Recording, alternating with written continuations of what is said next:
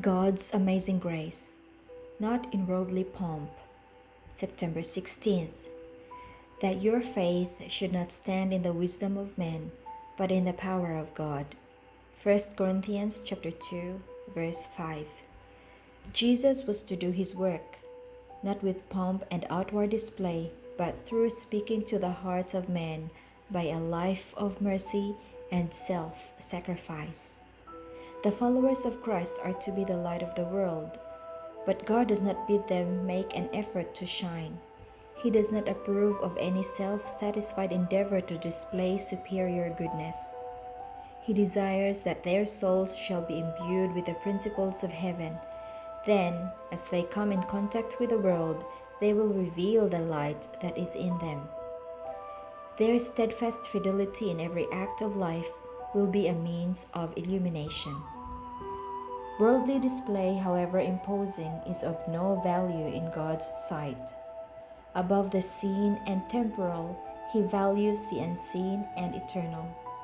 The former is of worth only as it expresses the latter.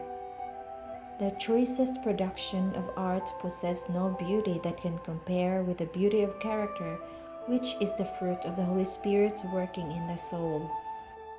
Human effort will be efficient in the work of God, just according to the consecrated devotion of the worker, by revealing the power of the grace of Christ to transform the life.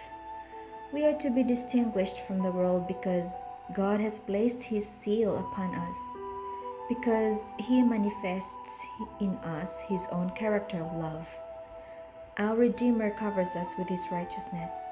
In choosing men and women for His service, God does not ask whether they possess worldly wealth, learning, or eloquence.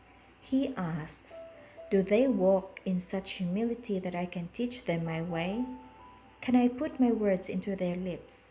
Will they represent me? God can use every person just in proportion as He can put His Spirit into the soul temple.